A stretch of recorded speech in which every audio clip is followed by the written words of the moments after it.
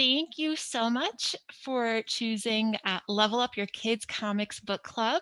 I'm so excited to be here with y'all to talk about comics clubs and connecting with young readers and helping them form a lifelong love of reading. I am Etty Berland. My pronouns are she, her, and I am a youth and teen services librarian at Lincolnwood Public Library. And I come to this work through my work hosting our library's Books and Bites book club, which is a tween book club where we specifically read comics and discuss them. I also order the comics for our youth collection, as well as just love comics for my whole life. And just, I'm so passionate about ensuring kids have things that they love to read. So I'm really excited to be here with y'all. And so next we'll hand it over to Jess to introduce yourself. My name is Jess Iverson. I work at Evanston Public Library, and I am a library assistant in our early learning and literacy department, children's department.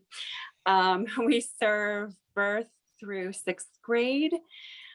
We have a separate middle school and high school section here at the library, and I have been running what we call our graphic novel book club for kids.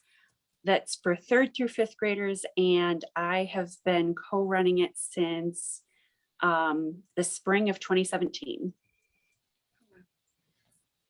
That's excellent.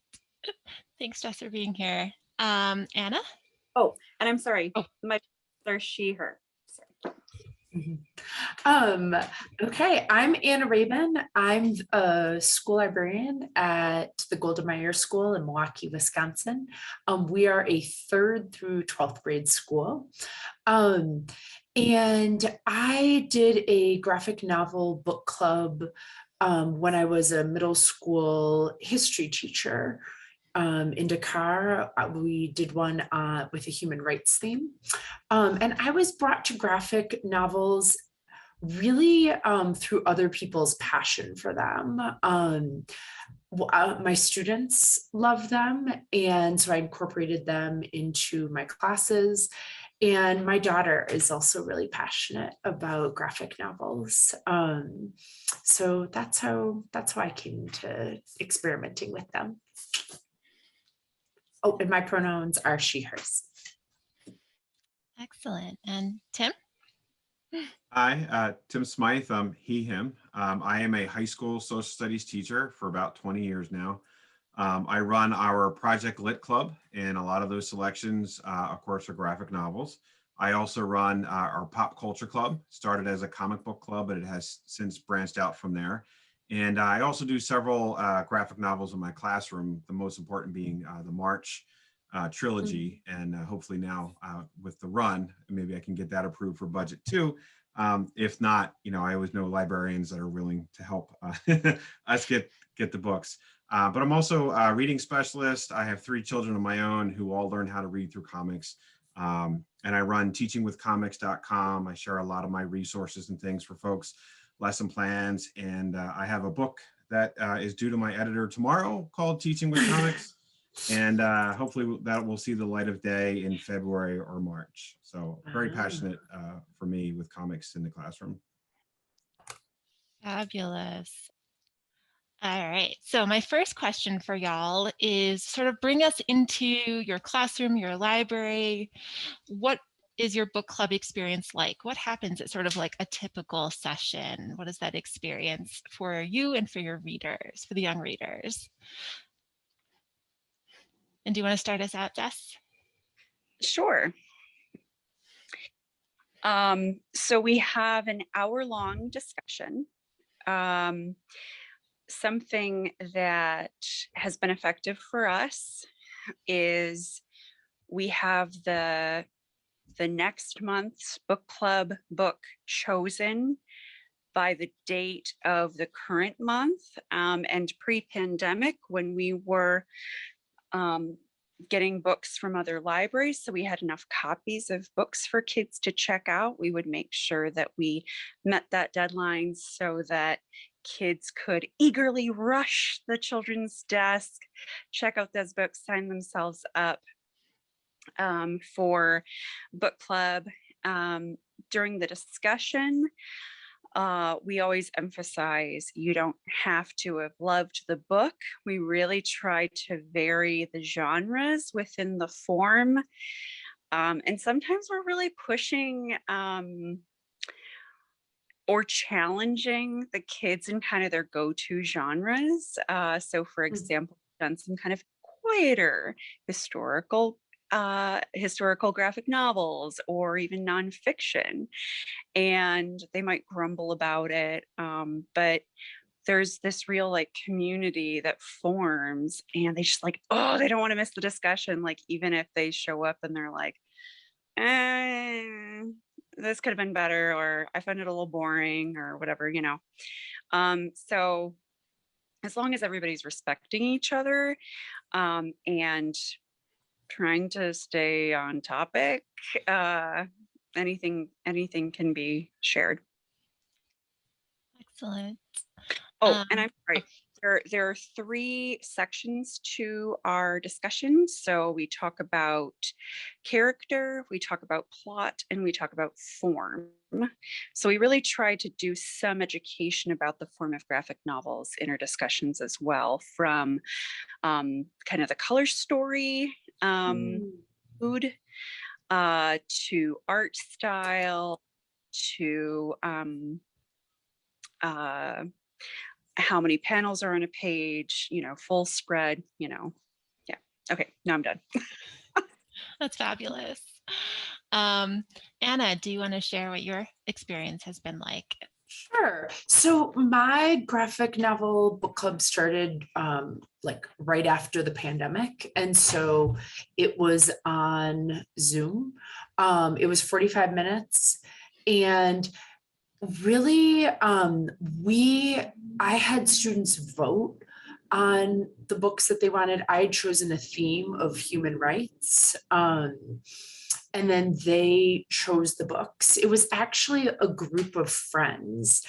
There was one girl who was really enthusiastic and like convinced her friends to sign up with her.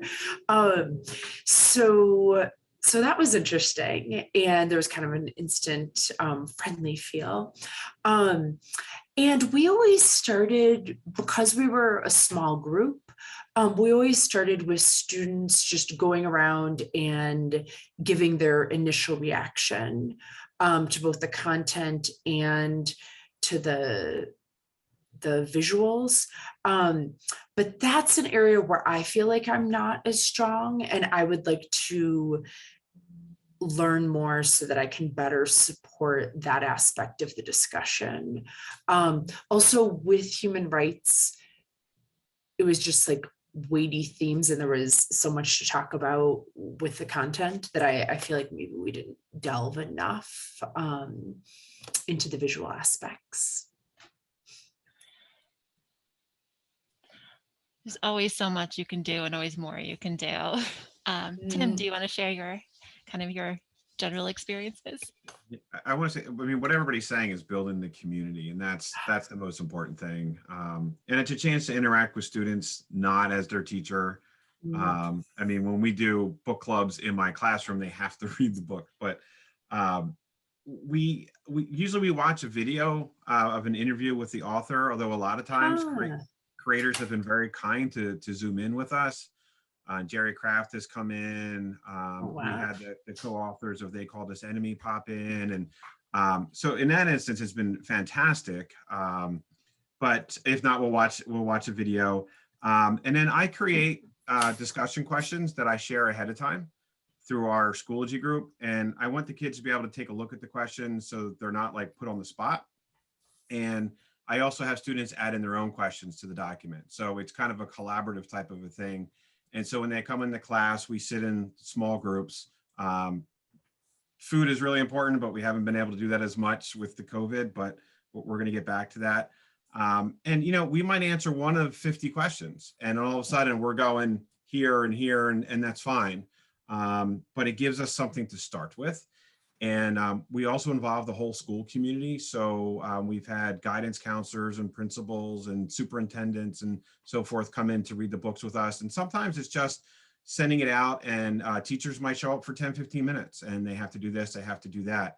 And like you all were saying, sometimes the kids show up and they haven't really read the book, but it might be that month's choice might have something to do with LGBTQIA. So they come in to kind of discuss that, or it might have something to do with civil rights, or it might have something to do with science fiction. And so they'll pop in and just to talk about the topic, or they might have read a third of the book, and that's okay. That's not what we're there for. It's not a test. But we just talk and we just discuss. We always share a favorite part or a favorite quote or a favorite panel. We'll throw them up on the smartboard and we'll kind of, lead the discussion from there. And then before they leave, we also vote online for the next book. And so I have a selection from Project Lit. I have a selection from other places as well, but then the students also add to that list. And then I'll usually buy 5 to 10 copies, and they're in my classroom for the kids to borrow. And then the kids who can afford to buy the books, they'll buy the books on their own. And of course, the librarians try to help us when they can too. So. Wow, that's fabulous. And I love the attention to the sense of community and also the sense of access, right? Those are so important features that develop that community to make sure everybody has access to the book and is be able to raise their voice. I think about in my book club, I approach it as though nobody's ever read the book because I just can't know. And so I usually do like a huge deep dive and do all the research and prepare like 20 pages of notes. And well, maybe like 12 to 15. But like, so I'm really prepared. And then when the conversation happens, it's in my head and I can pick out things and pull things from that without necessarily looking at it because I'm so prepared to engage thoughtfully with the kids. And sometimes I have to throw out my entire plan because they haven't read it. And then I pivot into, like you said, sort of deep, like, let's look at this panel. Let's look at this page. Let's talk about it. What's happening? How does it make you feel? Does this moment remind you of anything in your life, sort of things? And sort of pivot to reach the kids in the room and really focus on their social emotional needs and what they're interested in. And it's sort of like you always have like your backup dancer so that like if things are not going the way you want, you can turn it around. And that's only something I learned over time in doing this. Like all things, like all the work that we do in our educational careers. So that's definitely like advice I would give to people as they're starting out, as we think about this, like know that the plan you have is not the plan that's going to actually be. So I'm wondering what you all think, like what advice do you have for folks who are maybe are interested in starting a graphic novel book club, if there's some things like just like basics or things you wish you would have known. And let's switch it up, maybe start with Tim and then go back around. Sure. I would say, and I learned this the hard way, the most important thing is to teach the kids how to read a comic, because a lot of times, even in high school, they've never read one before. And as much as that breaks my heart, I don't want the most advanced like my daughter does reading Olympics through her library, and it's in Pennsylvania. And, she talked about how in the competition, the other schools, the kids weren't able to answer a lot of the questions because the kids had just read the text and not taking a look at the images. And since we're graphic novel, experts in my house, she was so excited because she was able to answer all those questions. So whether in the classroom or in these book clubs, I always show the kids literally how to read a comic first. I'd also say, kind of know your community first. As we're finding out this year and other years, images can get us in a lot more trouble more quickly than anything else. They can read Kurt Vonnegut in 9th grade, which I call the Alien Sex War book, and that's okay because it's Vonnegut. But genderqueer all of a sudden gets, and we know how all that goes. And so you have to know your community. My community is very accepting, so I'm very lucky in that sense. As a teacher, it was hard for me to let go in terms of, I found that myself and my co-teacher advisor, we were doing so much of the talking and not letting the kids talk. And when we had other adults come in, the same thing happened. So now we kind of slap everybody on the hand, new invitees, and say, no, it's not our job to show off. It's the kids' time to sit and talk. And that's really helped. And I wish I would have learned that the first year, because I think it might have turned off some of the kids in the beginning. But I've learned to since let go. And it's okay. Again, everybody doesn't have to read the book. They don't have to read all the book. That's okay. And really the last part is involving the community, like reaching out to the parents and administrators and guidance counselors and all those things. And I also would say with the point in terms of picking the books, if it's coming from the kids, it's a lot more defensible than me saying, hey, I wanted them to read Flamer and then I get in trouble. But I'm saying, hey, listen, kids wanted to meet and talk about this book. That's what we're going to do. It's really powerful, and centering the kids and what they're interested in. Anna, so I will say, I am definitely not an expert on graphic novels, and I've been jotting down a lot here because I am getting ideas myself. So my advice is really not to be intimidated. I found starting my graphic novel book club very easy. And I guess maybe because I am not an expert, I really just let the kids talk about what they noticed and what their thoughts were. I will say I found choosing an overall theme was helpful, because then we were able to spend a lot of time talking about interactions and like between the books. And that was really interesting. But I would say really students' enthusiasm for graphic novels is powerful, and you really don't need much more than that. Just getting kids together with some graphic novels is powerful. what are your thoughts, Jess? You've been doing this for a long time, so I'm curious, like, you know, the basics of starting and now what you do now. Like, I'm curious, the evolution of your book club.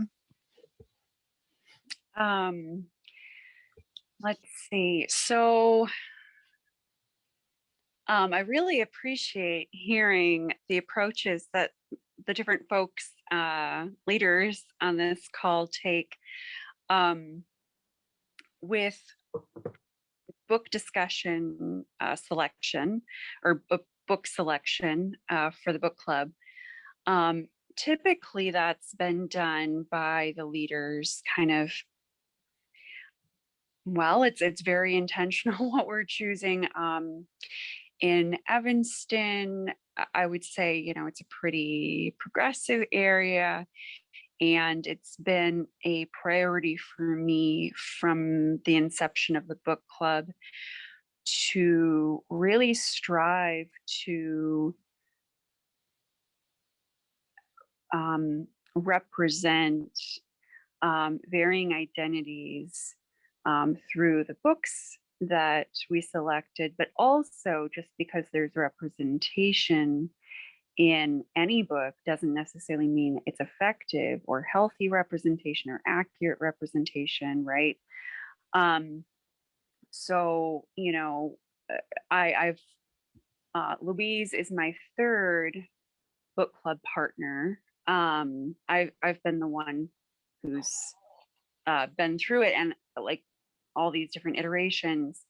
And I would say, you know, the conversations between me and the other leader about what books we consider are not only do we think that this has legs, like it's gonna really grab the kids' attention, but you know, honestly, we're trying to skew beyond what the publishing industry is offering, right, as far as breakdowns of representation. So also we're trying to look at, okay, what gender is the main character? You know, I would say even a handful of years ago, there weren't as many like female main characters. Raina Telgemeier obviously blew middle grade graphic novels out of the water. Like she just really opened up that category. You know, but yeah, so you know, we think about and actually this cart behind me is almost all of the books that we've read since 2017. So we think about gender, we think about LGBTQIA or sexual orientation, we think about race representation, we think about, we rarely represent religious identities. I mean, one, doesn't happen much in graphic novels. But for example, we did Hidden during Holocaust Remembrance Month. I believe that's in April. Correct me if I'm wrong on that. And we had a beautiful interaction between a girl who has been raised Christian in the club and a girl who she and her twin are Jewish. And the Jewish twins actually had a family member, you know, who had come over, who had escaped. And, you know, the girl who was Christian in the group was able to just say like, wow, you know, I feel like I learned so much from this book. And I haven't necessarily had a conversation with other Jewish kids about, you know, what their perception of, well, she didn't use the word perception, you know, of the Holocaust or of Jewish identity is, you know, so it's a lot of the like, the more you know. And I definitely, the kids aren't, Oh, they no. pointing. Oh, did I cut out? Yes, repeat the last line that you just said. Oh, the kids aren't trying to show off and one up me, but I love it when they point out something I somehow missed. I just love that. And a tip I would say, and this does like come from my personality, so maybe it's not going to be effective for other graphic novel book club leaders or book club leaders in general, but we don't need to be the teacher. We don't need this formality. I mean, obviously, there need to be boundaries, you know, but if I can be a geek in the room about graphic novels and just kind of like really pump up the energy, like the kids are going to dig that, you know. Also, if I'm not taking myself too seriously and can humble myself, like, oh my gosh, how did I miss that? That is so wild. Like, y'all in your detail, like picking these things out. Oh my gosh, you know, so just bringing that in too, they'll keep coming back, you know, if they feel respected. And back in 2017, I was getting a lot more parents coming to the desk like, so my kid will only read graphic novels. You know, can you recommend a real book they'll like? I'm like, okay, well, let's just talk about the benefits of graphic novels. You know, it helps with increasing vocabulary with the visual aids that you have to understand the context. I've had a couple kids with dyslexia who this has been their gateway to read longer text, longer form writing. I've had immigrant kids in the class who are learning English, you know, along like they're learning English in school and they're also loving reading, you know, through graphic novels. So those are multiple reasons why graphic novels are wonderful. And I would recommend Scott McCloud's, not for the kids, but for graphic novel readers, Scott McCloud's 2 books on understanding graphic novels. But even a book like this that came out a while ago, comics and graphic novels, breaks down things in a simpler way than Scott McCloud does. So yeah. Oh my goodness, that's fabulous. And I loved him how you just like had them at your like fingertips. Like if I was in my like non-meeting room here, I definitely be there. But I love that you just have them with you. Oh my goodness. So I think that leads us to like one of the things you were saying, Jess, that you sort of already answered this question, which is sort of like figuring out and making determinations about what books to choose and like the resources you use to find them. So I thought maybe we'd kind of turn to that, like how do you choose the books? And we've answered that a little bit, but then also just like how do you find comics to include in your comics club? Let's start with Tim, if that works for you. Sure. It sounds simple, but I think the most important place to start is with the kids. Whenever I see the kids know if they have a book out on their desk, like I'm asking them, what are you reading? What's that about? And I talk to my own children too. It's also taking a look around, who do you have in front of you? I had a girl who came to us from Kuwait, and when I started talking about Miss Marvel, and I showed Generation Y, G. Willow Wilson's YouTube or TED Talk, which is fantastic.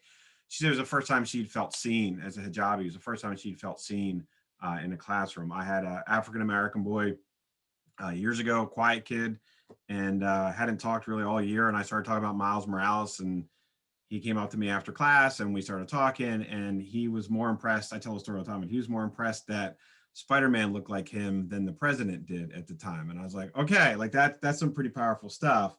But asking the kids, they love, and whenever I do at the beginning of the year, I always ask the kids, what music do you listen to? What books do you read? And they love to share those. And I make a list and I play the music, and I'll read their books and I'll talk to them about the books. But we take a look on social media. We take a look on banned books list is always good to talk about. No flying, no tights. Like there's lots of different websites that are out there to read. But it's just, we use a Project Lit list. We use the, what do you call it? The Reading Olympics. That's what we call in Pennsylvania. Every state has a different one, but there's all these different lists out there. But again, just really just asking the kids. And I book talk almost every day. Like I bring in a book that I'm reading and I'll have, hey, Mr. Smyth is reading this. This is what I'm reading next. And if I get a reaction, I'm like, okay, that's what we're going to talk about in the next book club. That is fabulous. And I love how much you center your students. That is so powerful. Anna, like what are some resources you found for selecting the books that y'all have discussed? Honestly, just the general ones that I use often. School library journal. There's even like the Reader's Advisory Guide to Graphic Novels. No hidden gems here. That's all good. I feel like a couple resources I would definitely point to, obviously like social media, which is like very vague, but like definitely if you're following folks like Tim, if you're part of, and correct me if I'm wrong, the Comic Book Teachers Facebook group is really helpful in finding recommendations or just finding support. I feel like, there's tons of like webinars and things out there for finding kind of what's up and coming publisher previews. Read Graphics Week is really helpful. Like one of the like kind of through lines, I remember like in December 2019, I did a book club about like our favorite books of the year. And I played the video introducing a book that came out the following year. Oh, wait. Do I have it? I do not. But I told the kids about Twins by Varian Johnson and Shannon Wright to get them excited about it. I'm like, y'all, we're going to be so excited about this in a year from now. And then I got to read it with them this past fall. And it was like, thank you. Thanks for having my back, Tim. Yes, Twins is so good. And it was amazing. It was on Zoom. It was the first session that we had in the fall. I had no idea who would show up. And we had this incredible conversation about what is it like to start school again, and like the unknown and trying to be your own person, and also conversations kids wanted. Specifically in Twins, there's a scene where a shop clerk basically profiles one of the twins, and the kids were like, I have to talk about this. This is making me feel really uncomfortable. Why is this happening? And so we got to talk about racial bias, and we got to talk about discrimination, and we got to talk about like why that's not okay. From them talking about what they notice in the world. And that was so powerful. And in the way that we followed their interests and what they wanted and what they pulled from that book. So yeah, I think sometimes you choose the book and then you kind of let the kids lead the way in that conversation while being prepared for it. I think the key is being like Jess was saying, like not taking yourself too seriously, not I am the person who knows all the things, but I'm a person who's going to make this a safe space to have those conversations. Which leads me to kind of the big question that we've all kind of talked about a little bit, but maybe more specifically, if you have specific examples about how can you use graphic novels to engage in these really powerful critical conversations. If you have an experience that you remember or a moment that really stands out to you, to think about how that's maybe impacted the kids you're working with. And that's a very vague question. Do you want to start again, Jess, and then we'll go around? Not to put you on the spot either. You can also think about it. I know it's a big question. Eddie, yeah, that's a really big question, and I have to start. Well, if I could just return, I will. I'm not stalling. I will address that question. But to your previous question, I would also say, when I started, I wanted to really thoroughly know the collection that we currently had. And so, you know, the graphic novel section versus middle grade fiction, you're going to be able to get your hands on more of them quicker, so also I would just go to the stacks, and as things were getting published, I'd flip through them. And also I paid attention to different authors that I felt like were really strong, special attention to writers or illustrators of a marginalized identity. And okay, so your question was about kind of facilitating like important conversations, right? Yeah. You also talked about kind of the space we create. We've all been talking about that. And one of the books, so Forever Home, we were talking about this book, and it has ghosts in it, and a couple other non-living kind of dead things floating around. And someone in the group who hadn't attended before was making some kind of comments about, because sometimes in our discussions we kind of go into imagining like, okay, well, this happens in the story, what would you do, for example, if you were a ghost, and he kind of went in some dark directions about what he wanted to do. And I could sense he was trying to get a bit of a reaction, probably mostly from the adults, honestly, but it was a bit disturbing, what he was saying. And so also in like the EDI work that I've done, and I'm on the committee at the library, and we are facilitating conversations around EDI work and using the Project Ready curriculum, plug for Project Ready. And it's very important if something's said in a room that makes people very uncomfortable.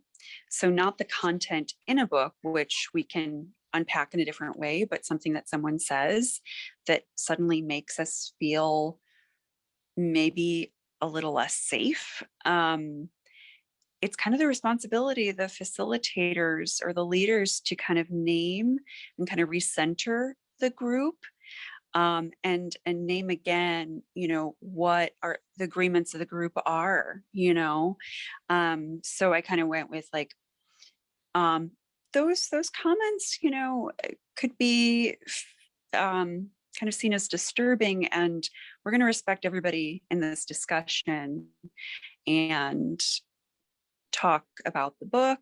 And yeah, so that's an example of just really kind of like, oh, this is a moment, shoot, and I'm in charge. but it's something that needs to happen, right? Because that takes bravery, and sometimes adults fumble it, you know?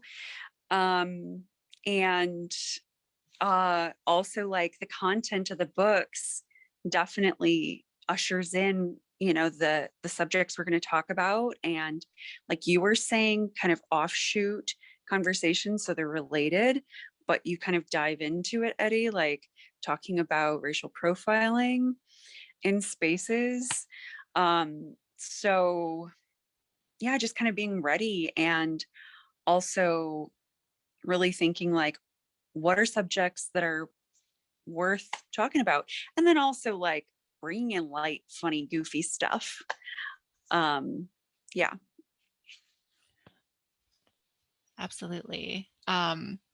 And I think like one of the things that you mentioned is just the community agreements and the environment that we create in creating those expectations and holding ourselves and the kids accountable, which is something I think, especially this past couple years going on Zoom, I worked really hard to create, and like kind of like, here's the expectation. I'm a guest in your home. Like, you are joining me from, so like you got to take care of yourself, whatever you need.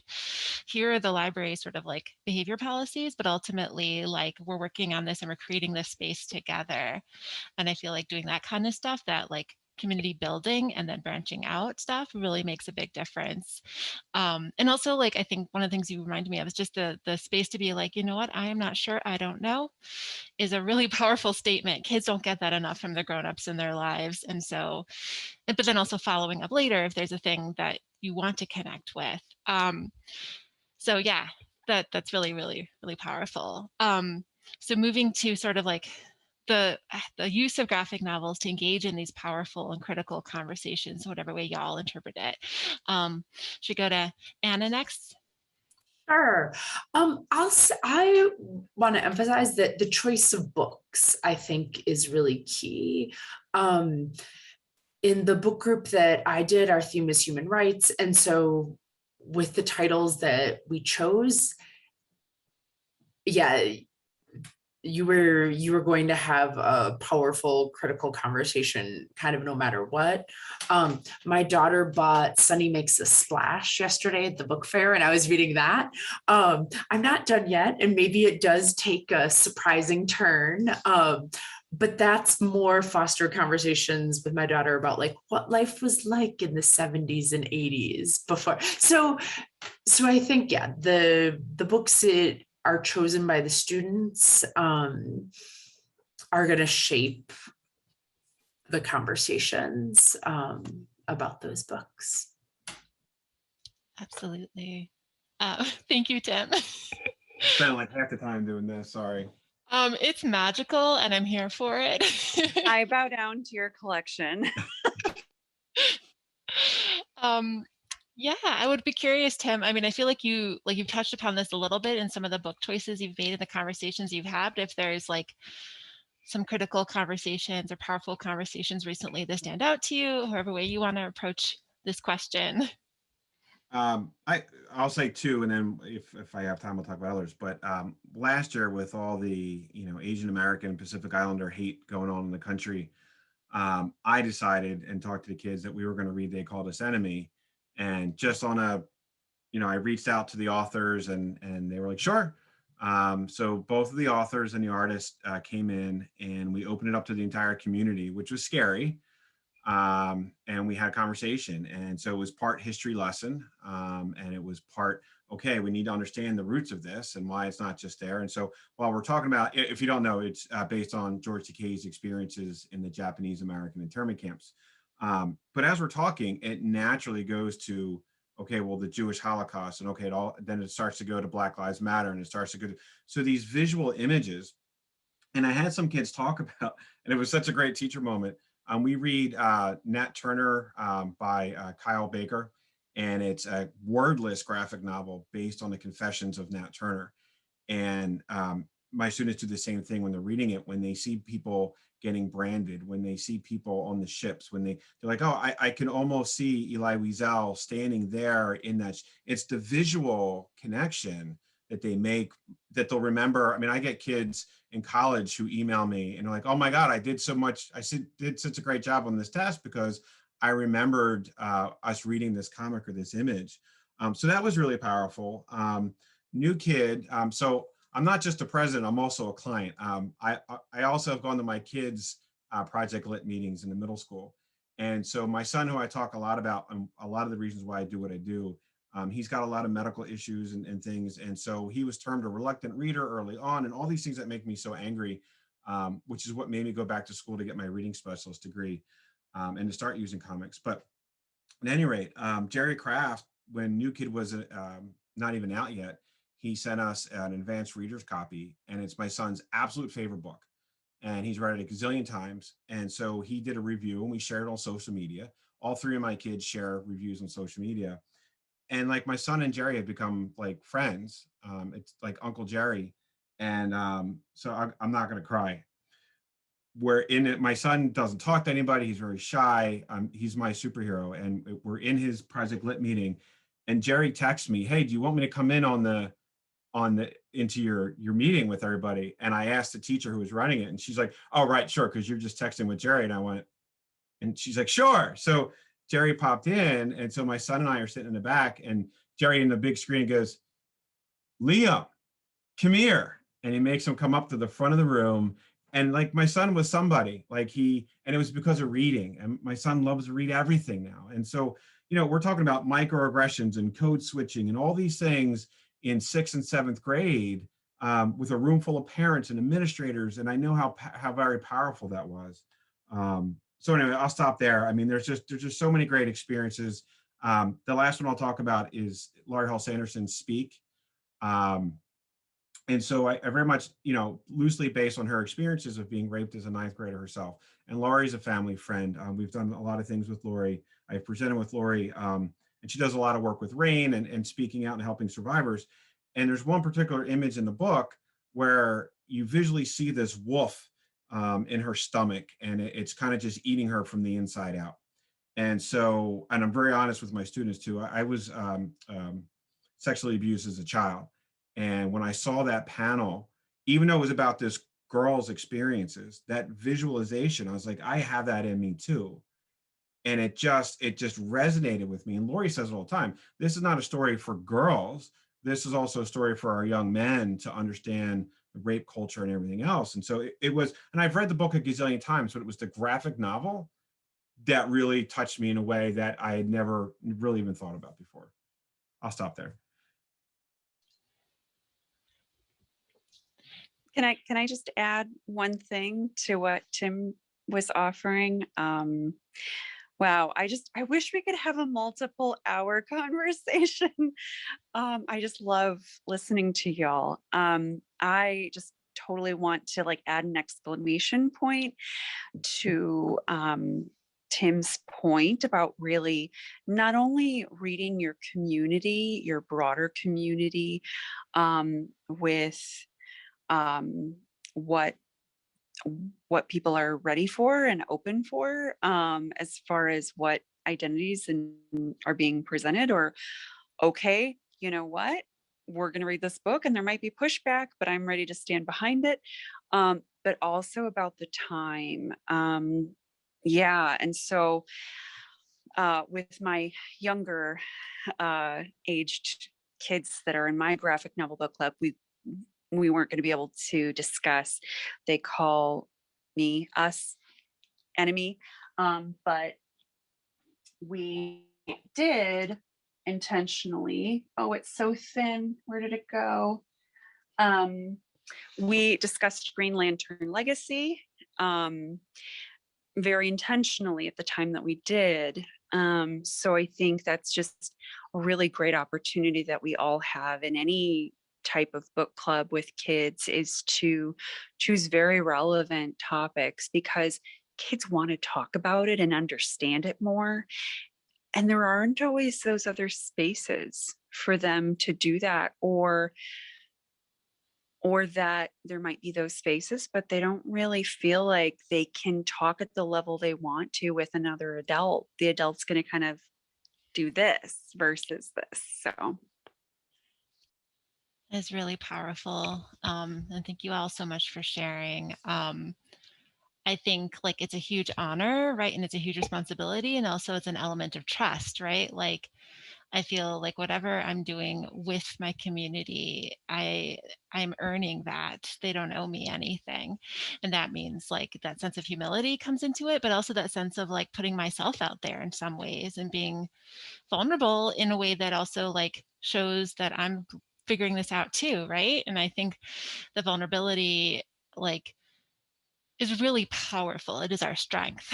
And it also helps kids say, like, it's okay, I can also be vulnerable too. And so this through comics, like this, all this stuff happens because of comics, and that's so powerful. I want to, oh my God, time is running out, but I want to just quickly pivot to a question about creating based on comics, like strategies for responding to comics, creative responses. One of the things that I always try to do is add a craft or an activity in my comics club. So last month we did New Kid again. I also chose books I had already done because I feel like for me, like repeating them was an act of self-care so that I could focus on like I had stuff prepared, but I could also adjust it and maneuver it. And so we ended up making little sock puppets based on Alexandra's sock puppet. And the kiddos had an amazing time. They loved using the glue guns to make teeth for their sock puppet because that's the creativity is boundless. But also we got into really important questions and conversations around like, this is a new school year, making friends. Now we're back in person. How does that feel versus being virtual last year? And Jordan's transition into a new school or going into middle school, like all of that stuff happened. But then you also got into conversation while making the art. And that's really powerful too, that sometimes you actually become a little bit more unfiltered when you're doing something else. So that was really special. I'm wondering about y'all. Have you had any experiences sort of like extending the graphic novel experience into kids creating their own things, whether it's like reviews or art or written responses or any kind of response to the experience?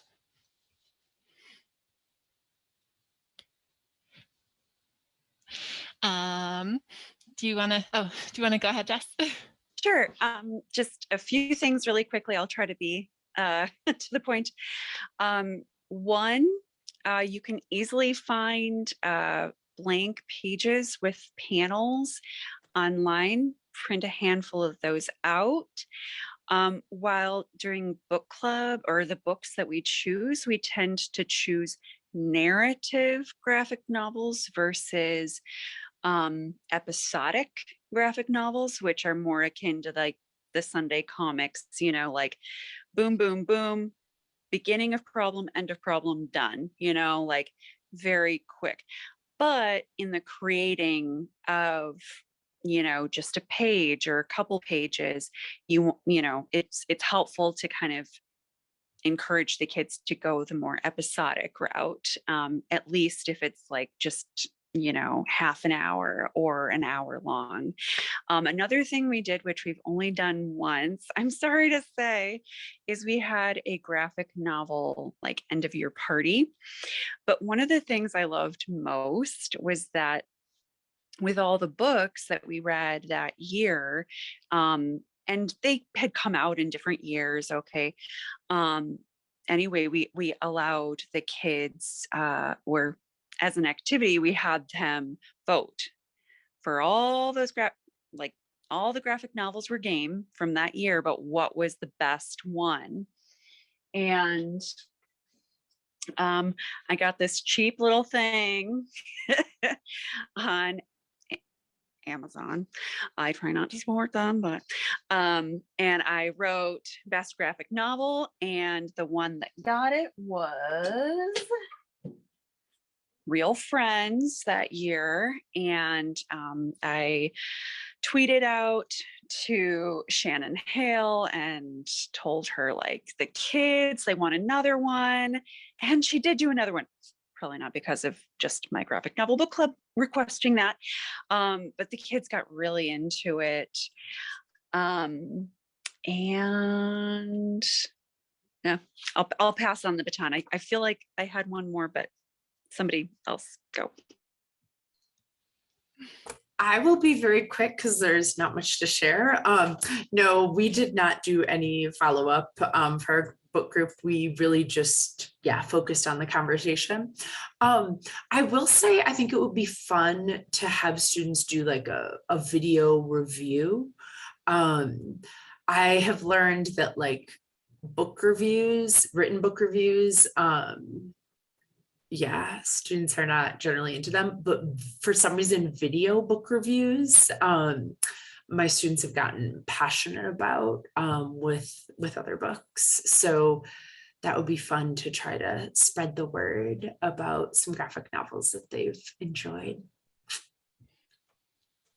I have my kids share too, reviews. My own children share. We have our own hashtag Smyth reads. And I share those with my students, and they also do the same thing. They actually are trying to get me to start doing things on TikTok. I'm not there yet, but I mean, but we're by the way, Edie, I noticed you had Jordan peeking out there on your shirt. That's awesome. That's speaking of. But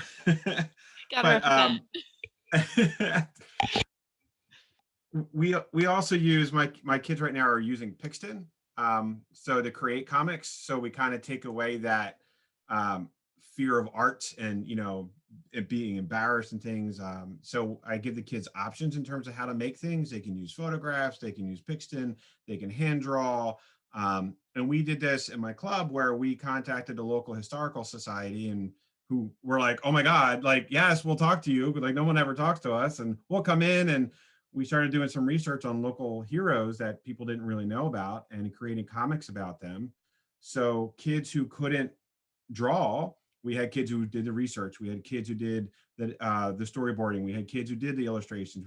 We even made up teacher guides. We gave them to the elementary school kids to read and color and things like that. So we made them active in terms of that. We were reading Jared Krasowska's heartbreaking Hey Kiddo, and he talks about somebody walking by and seeing him as a kid drawing a cat and saying, hey, nice cat. And that changed his whole thing.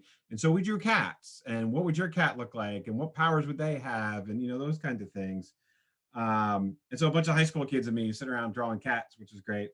And then right now my students are creating modern fairy tales. So we've read fairy tales from around the world and throughout time, and we're using them as like a form of nationalism, like Grimm Brothers in Germany and all that kind of stuff. And so they're going to put a modern twist on it. And so like one of my favorite ones was 2 years ago, they had recreated Cinderella and it was Cinderfella.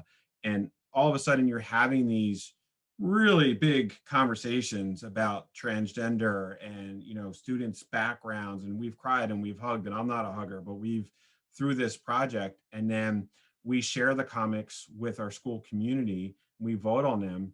And last year, even the Secretary of Education for Pennsylvania voted on them. Like, so this idea of get outside of those four walls and know that what we're doing in our classrooms and our libraries with kids really resonates around the world.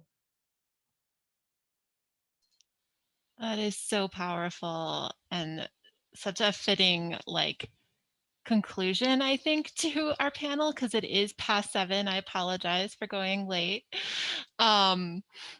But I love that the comics are also the launch pad to the whole entire world. You never know, reading will take you everywhere in so many ways. Are there any final thoughts or things y'all wanted to share before we end the recording? I really appreciate all of you and all the things I learned from you. I know I'm going to be rewatching this panel many, many times myself and try to apply it to my practice. This is fantastic. Thank you. Yeah, I'll just say that once again, they can be very simple and they're a lot of fun. And don't be intimidated and get started. Excellent. Thank you all so much.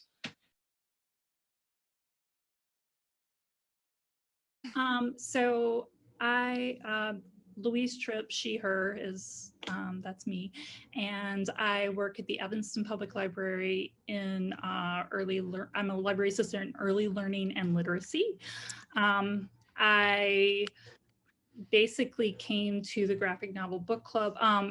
My colleague Jessica, who you already talked to, she was already running it with a different colleague who then left, and then I kind of came on. I had just started working there, and I was, very excited about graphic novels, and so, she was like, "Oh, well, then would you like to be part of this?" And like, yeah.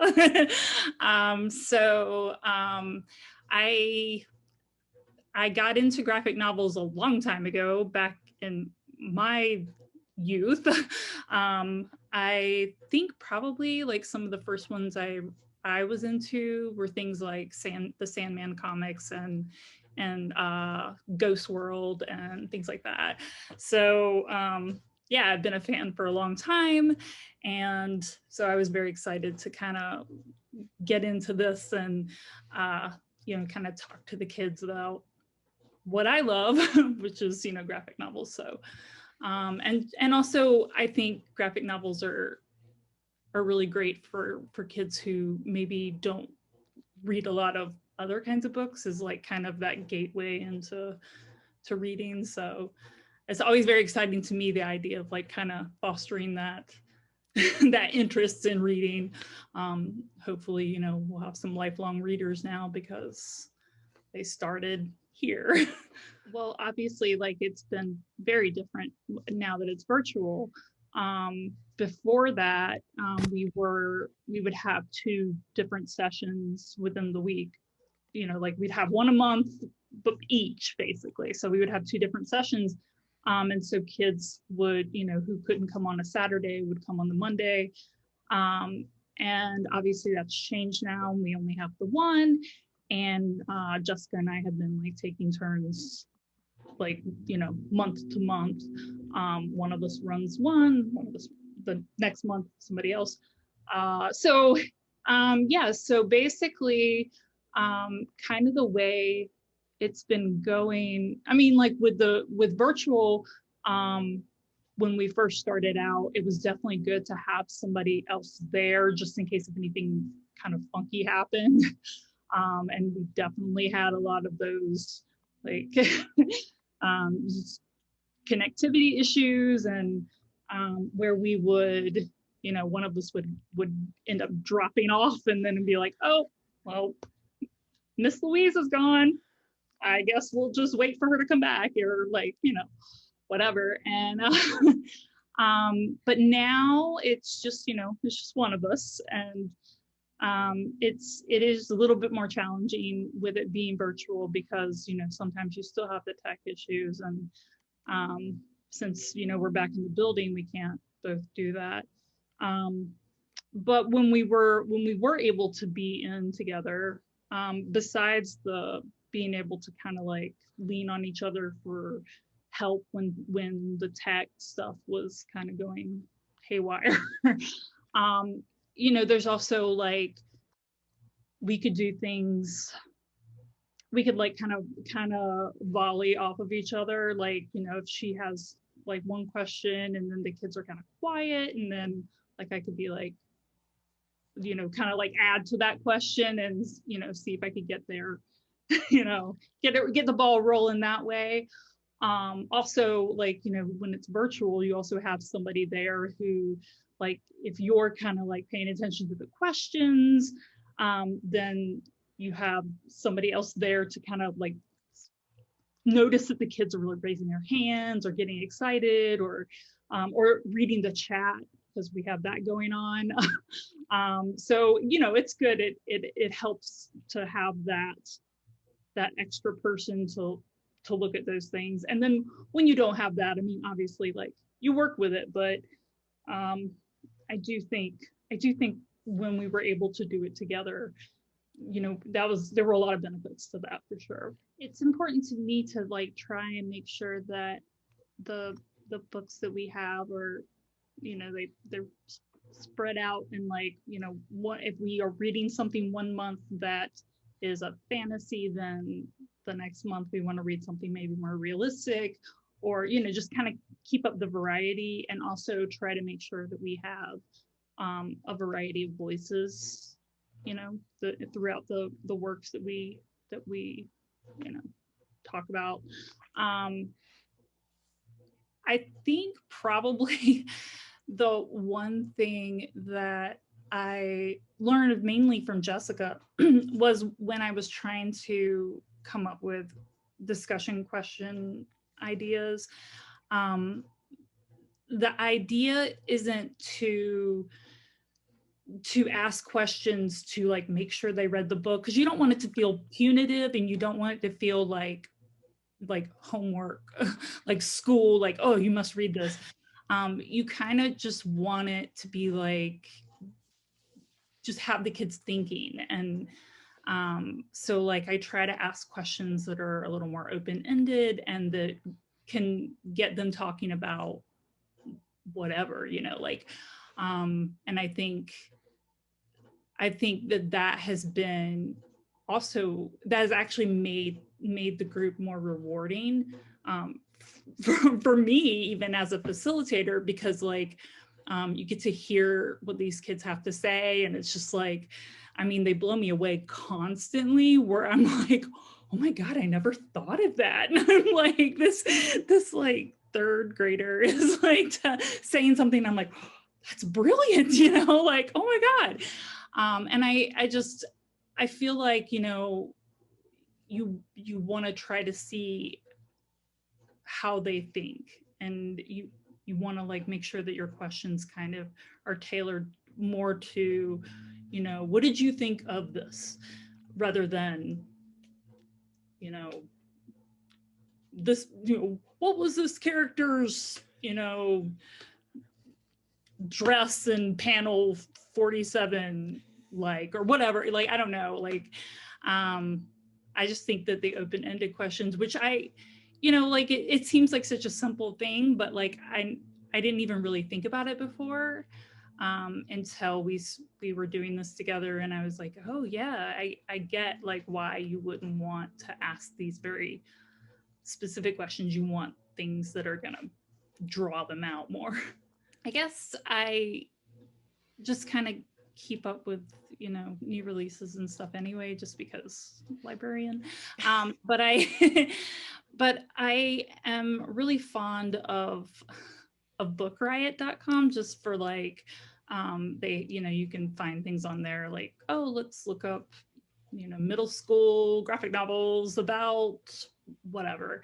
And they have a lot of lists on there. And so I do use that a lot. And I keep up with, like I listen to some podcasts that talk about books, and so I kind of have like a regular ongoing list of things that I want to read anyway. Like I'm on Goodreads, and I have, you know, a pretty long TBR. And so basically the way that we choose is more about like, you know, obviously we want the appropriate age level of a book. So we're looking at graphic novels for middle school,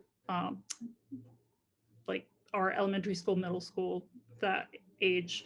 And so usually what we'll do these days has been, because we are virtual, we've been trying to make sure that those books are on Hoopla. So like we kind of like cross-reference it with like, okay, we have this list of some books that we've been thinking about reading. And then we check Hoopla to see if they're on there. And then of course, since, you know, it's that thing of like, okay, so last month we read I don't know, Anne of Green Gables. So this month we want to read something that's maybe a little more fantasy oriented, or we want to read something that has a lead character of color or something, you know, like, so we then, you know, like kind of go through and see what's there and then choose that way. And then of course, like, you know, if we have like, if we end up with like a few that we want to read, we decide maybe like, well, you know, it's October, so this particular book's got like some ghosts in it or whatever, so let's maybe read it that way. And then, you know, for December, we'll read the one that's about family or whatever, you know, like, you know, just kind of figure it out. You kind of just narrow it down and just decide based on all these different things, just depending upon what time of year it is. And yeah, it's a process. Well, with asking those open-ended questions, a lot of times you get kids kind of sharing their experiences. I remember we were reading The New Kid by Jerry Craft, and talking about just how, if anybody else has ever felt like they didn't fit in, or if they felt out of place, and what that looked like, or if they were ever the new kid. So you get some like interesting conversation that way. And I mean, like, I've definitely had questions where like, we got like some surprising divulging of information from these kids. I remember early on, I don't remember what, I think it was maybe Time Shifters. Anyway, I don't remember exactly which book it was, but there was a kid it was like their brother died in the book. And then there was a kid in the room. This was like when we were actually in person. And I remember there was a kid who was like, oh yeah, my brother died. And I was like, oh my God. But like, it's also like, he felt like it was a safe space to be able to say that. That's really meaningful. And so, you never know what you're going to get. You never know like how kids are going to respond to some of those questions. But like, I do think that it's always amazing to have these books that are, kind of heavier, and then some of the questions and the kids feeling like, oh yeah, I've had this experience, and they'll talk about it a little bit, and also sharing that with each other. I hope that maybe they're like, they feel more open with the I'm sure that some of them go to school together, and hopefully hopefully they are learning to show like that empathy and care for each other. So yeah. I do remember early on, like when we were meeting in person, kind of going over what we, as a group with the kids, like what we thought should be some kind of ground rules for like how we operate, because trying to make everybody heard, and kind of letting them voice what they think, and like what are some rules you guys think we should have, so that everybody gets a say, so that everybody gets a chance to speak. And I think that if you're asking them, then it kind of like helps, because it makes them part of the process of, let's make this decision together. And then, then it's like everybody will kind of keep each other on, okay, well, like, we have to stay on topic, and make sure you raise your hand, and like, okay, you didn't raise your hand. The kids will say that, like, not me. But now, obviously, the fact that we're virtual, it's a little bit more easy to rein it in, because we can, tell people like, hey, can you mute and raise your hand? And so, it's just this trying to make sure that they all have respect for each other, and are willing to listen to each other. And then also, you obviously get the kids that are like really excited, and they want to talk a lot. And I think that's great.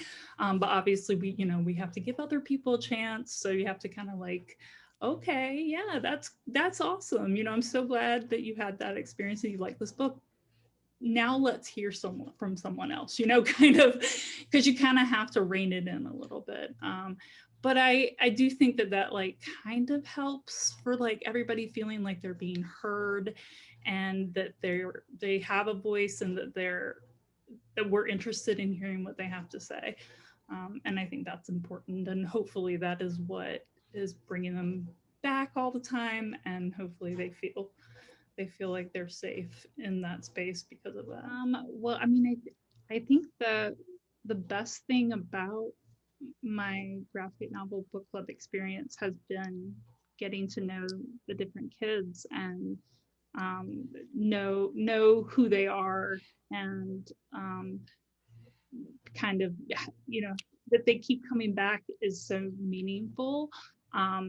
And then just, you know, they're all so bright and they all have so many ideas, and I love hearing them. And they're just like such, you know, a wonderful group of kids. And I think, you know, just the things that they share, you know, I kind of always have that feeling of like, the kids are all right, you know, like when they say certain things. I think there was a during Pride Month, we were reading Lumberjanes, and I know it's the best. And there was one child who was talking about like the two characters that have a crush on each other, and like I think she knew what was happening, but she kind of wanted us to like explain it, because she was like, but she was like, you know, I don't understand like what's going on here.